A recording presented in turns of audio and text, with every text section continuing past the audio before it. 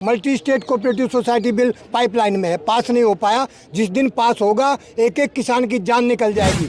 गांव में एक प्राइमरी कोऑपरेटिव सोसाइटी बनेगी नहीं, 5 लाख कोऑपरेटिव सोसाइटी लगभग बन चुकी हैं गांव में, और गांव के लोगों को ज़्यादा खबर भी नहीं उनके बारे में। चुप, संसद में कोई बहस ही नहीं होती, डायरेक्ट बिल आता है, पास हो जाता है, तो कहाँ से बहस होगी।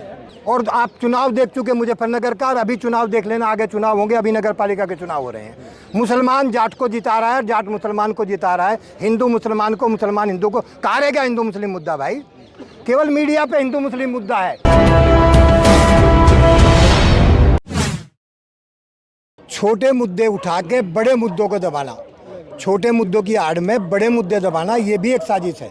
छोटा मुद्दा कौन सा है? छोटा, उनके जो बड़े मुद्दे हैं, जो बहुत बड़े, multi state cooperative society bill pipeline में है, पास नहीं हो पाया। जिस दिन पास होगा एक एक किसान की जान निकल जाएगी। अगर multi state cooperative society bill को स्टडी किया जाएगा तो 3 कृषि कानून से भी खतरनाक कानून है। अलग चुनाव आयोग बनाया जा रहा है कोऑपरेटिव के लिए। जितना रूरल एरिया की इकोनॉमी है, जितना पैसा है रूरल एरिया का, वो सारा कोऑपरेटिव बैंकों में ला करके और उसको जो है एक जगह डंप किया जा रहा है।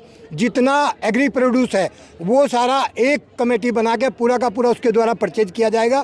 जितने एग्री इनपुट्स हैं जो एग्रीकल्चर में लगता है वो सारा एक कोऑपरेटिव सोसाइटी डील करेगी। बीजों के लिए अलग सोसाइटी बनाई जा रही है। जितने फसल के बीज हैं वो सारे के सारे वो कोऑपरेटिव सोसाइटी डील करेगी। और एक सबसे बड़ी खतरनाक बात, फेडरल सिस्टम इस देश में लागू है, और वो जो कोऑपरेटिव सोसाइटी बिल आ रहा है वो फेडरल सिस्टम को खत्म करके सीधा सेंट्रल के अधीन ला रहा है। यानी we are going to go under imperialism again. New world order की तरफ तो नहीं है? मैं नॉट न्यू वर्ल्ड ऑर्डर, इनका पर्सनल वर्ल्ड ऑर्डर की बात कर रहा हूँ। बताइए चाचा, हम यहाँ बात कर रहे थे साक्षी मलिक के, उनके बच्चे। जी, आपका ध्यान साक्षी मलिक पे लगा रहे हैं और ये बिल पास करा लें। असली बात जो मैं बता रहा हूँ उसका उस पर ध्यान दो। आप लोग सब भी मीडिया के लोग हैं, स्टडी करो what is multi state cooperative bill. You have to study it. ये क्या कानून था? 2002 में एक्ट आया, multi state cooperative society act 2002, उसको अमेंडमेंट करने की क्या जरूरत पड़ी है? कहाँ गया पैसा जो नोटबंदी का पैसा था कोऑपरेटिव बैंकों के जरिए गया? इसकी जांच होनी थी, वो सब छिपाया जा रहा है। एक सवाल और मीडिया के लोगों से पूछ रहा हूँ। 13 तारीख को अर्थ ओवरशूट डे है। Nobody knows about this. There's no discussion about this. Developed country बनाने के लिए 17 डेवलपमेंट गोल हैं, फिक्स गोल हैं। आपने 2030 निर्धारित किया है। 2015 में आपने SDG बनाया था 17 गोल, जिसके अंतर्गत आपको विकसित देश बनाना था। आप 8 साल गुजार चुके, 7 साल आपके पास बचे हैं। इन 8 साल में आप कहाँ पहुँचे? ये सवाल ना उठे, इसलिए ये मुद्दा पहलवानों का सामने लाया गया। इसको आगे बढ़ाया जाएगा, जातिवादी रंग दिया जाएगा, और इसकी आड़ में सारे कानून पास होंगे। आपके जो तीन के जो है ये बीजेपी ने बिठा रखे हैं। Who says like that? Not BJP. केवल मुद्दे को लिंगर करना। I say about lingering of issue. Central government के पास 3 कोऑपरेटिव सोसाइटी होंगी उस बिल के तहत। जो बिल के अंतर्गत जो मसौदा है उसके अनुसार 3 बड़ी सोसाइटी होंगी, और वे सोसाइटी डायरेक्ट एफिलिएट होंगी गांव की प्राइमरी कोऑपरेटिव सोसाइटी से। गांव में एक प्राइमरी कोऑपरेटिव सोसाइटी बनेगी नहीं, 5 लाख कोऑपरेटिव सोसाइटी लगभग बन चुकी हैं गांव में, और गांव के लोगों को ज़्यादा खबर भी नहीं उनके बारे में। चुपचाप अंदर खाने बन रही हैं। उनका affiliation direct multi state cooperative society से होगा। जो 3 कोऑपरेटिव सोसाइटी हैं मल्टी स्टेट जो बन रही हैं या बनेंगी आगे, उनमें एक होगी बीज के लिए। जितने बीज हमारे हैं उन सब को वो डील करेगी। फार्मर्स को बेचना, उनकी कलेक्शन करना, उनकी जो है उनको मार्क करना, उनको बेचना, सारा उसका बिजनेस उस कोऑपरेटिव सोसाइटी के हाथ में होगा, जो सेंटर के अधीन होगी डायरेक्टली। स्टेट का कोई दखल उसमें नहीं होगा। इसके अलावा मैंने बताया कि उसका चुनाव आयोग अलग से होगा। जो वर्तमान स्टैंडिंग चुनाव आयोग, ये उसको चुनाव नहीं करेगा, उसका चुनाव वो आयोग करेगा जो उसका अलग से ये गठन कर रहे हैं चुनाव आयोग का। दूसरी कोऑपरेटिव सोसाइटी ये होगी कि जितना एग्री प्रोड्यूस है इसको सारे को परचेज वो करेगी। यानी मंडी समिति हमारी वो ख़त्म, जितना सिस्टम इन्होंने बनाया तक वो ख़त्म, डायरेक्ट परचेज करेगी। डेफिनेटली कोई ना कोई कोऑपरेटिव जो कॉरपोरेट घराना है वो उसको ले लेगा, उसको ठेका दे देंगे खरीदने का, भैया तुम खरीदो, तो वहाँ कॉरपोरेट घुस जाएगा और हमारी जो जितनी एग्री प्रोड्यूस है वो सारी उसके अंडर चली जाएगी। जितना एक्सपोर्ट होना है एग्री प्रोड्यूस का वो सारा एक अलग कोऑपरेटिव सोसाइटी होगी, वो करेगी। तो 3 मेन कोऑपरेटिव सोसाइटी होंगी, अलग चुनाव आयोग होगा, और कोऑपरेटिव बैंक्स होंगे जो रूरल इकोनॉमी को डील करेंगे सारी की सारी को। दैट इज जी। क्या किसानों को जानकारी नहीं है? किसानों को जानकारी कहाँ होगी जब कोई किसी चीज़ को डिस्कस ही नहीं करता? संसद में कोई बहस ही नहीं होती, डायरेक्ट बिल आता है, पास हो जाता है, तो कहाँ से बहस होगी? जब बहस होगी तभी तो लोग जानेंगे। भाई मैं बता रहा हूँ, यहाँ कितने लोग जानते हैं जो यार मैं ये मौजूद है। भाई you can download in your mobile phone, अपने मोबाइल फ़ोन में डाउनलोड करो multi state cooperative society bill. आप जो मैं बोल रहा हूँ अगर मेरी बात कहीं झूठ साबित हो तो आप मानो। सारा का सारा 39 पेज का डॉक्यूमेंट है, उसको पूरे को पढ़ लो। तो क्या आपको लगता है कि सरकार ऐसा कर ले जाएगी जैसे आप बता रहे हैं? सरकार को करने में क्या दिक्कत आ रही? वो तो कर लिया उसने, करेगी। 50% से ज़्यादा काम पूरा हो चुका है, बिना बिल पास हुए ही पूरा हो चुका है। मैंने बताया 2.5 लाख ऐसे लेके 5 लाख कोऑपरेटिव सोसाइटी प्राइमरी बन चुकी हैं गाँव में। Nobody will tell you about this, कोई नहीं बताने का आपको। तो पहले साइलो भी बन गए थे जब कृषि कानून। हाँ साइलो बने, उसमें काम आएंगे ना अब साइलो। अच्छा, वे साइलो सब यूज होंगे ना इसमें, वो गांव को इसलिए दिए जा रहे, इसलिए तो ड्रोन मैपिंग करवा के प्रत्येक गांव में ज़मीन चिन्हित करी गई। कितनी सरकारी ज़मीन गांव में पड़ी है वो कॉरपोरेट कंपनी को दी जाएगी, उसमें कोऑपरेटिव सोसाइटी के ऑफिस बनेंगे। कहीं आप गुमराह तो नहीं कर रहे हैं? मैं गुमराह करूं तो अपना मोबाइल अभी डाउनलोड करो। अगर multi state cooperative society bill ना मिले तो मुझे यहीं आप जो है सजा दो। मैं तो खड़ा होकर बोल रहा हूँ, everybody has mobile to him, Google पे डाउनलोड करो multi state cooperative society bill. ना मिले तो मुझे बताओ। सरकार ये कर रही है कुछ तो जनहित के बारे में सोच के कर रही होगी ना? हाँ सोच के तो 3 कृषि बिल आई थी ना सरकार। उसमें क्यों कहा कि भाई हमसे गलती होगी, हमने गलत कर दिया? मैंने अभी कहा था कि वो पैसा जो खर्च हुआ है उस आंदोलन के दौरान, वो जो किसान मरे वो क्यों हुआ? आपने तो कह दिया गलती होगी साहब, हमसे गलती करके आपने कह दिया गलती होगी। उसका पनिशमेंट कौन भुगतेगा?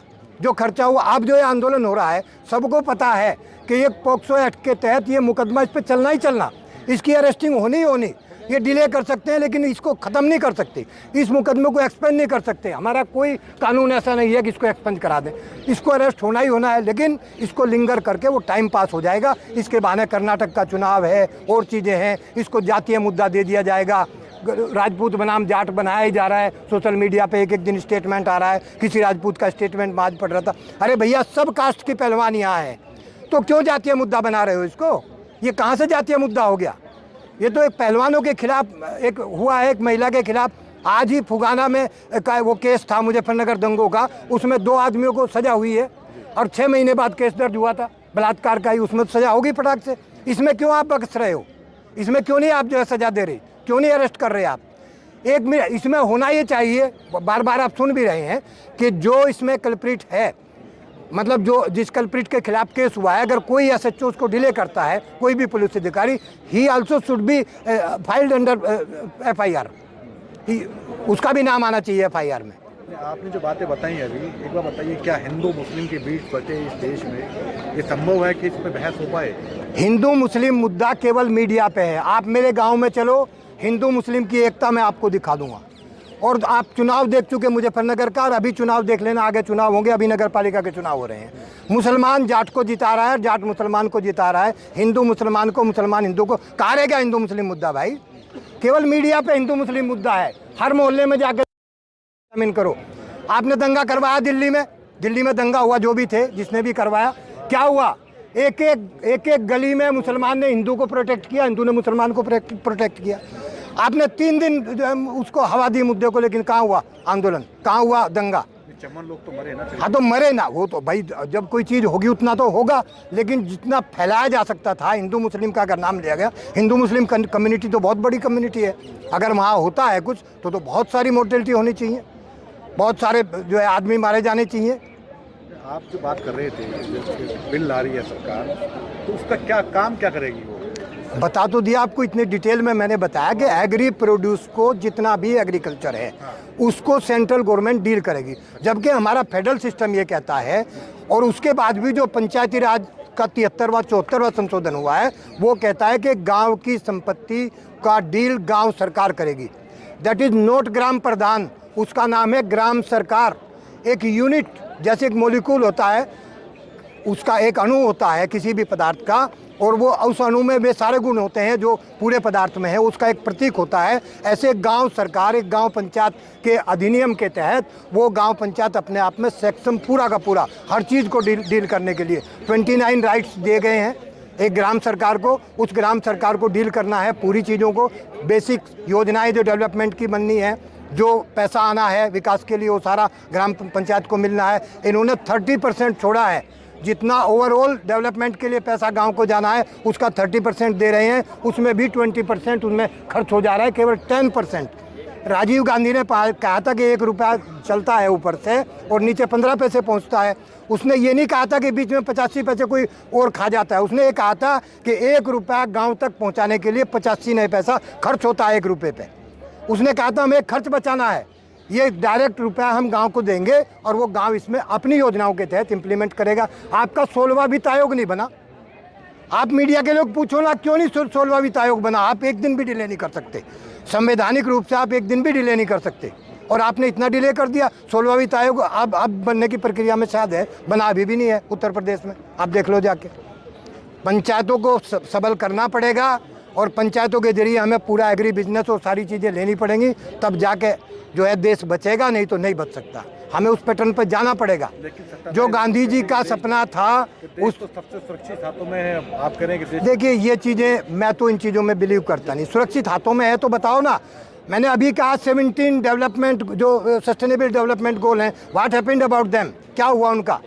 17 गोल जो आपको 2030 में पूरे करके देने हैं, 2015 आपका 23 आ गया, 15 से 8 साल चले गए, 7 बचे। आपने कितना आगे बढ़े या कितना पीछे हट गए? आप ये देखो माइनस में कितना चले गए।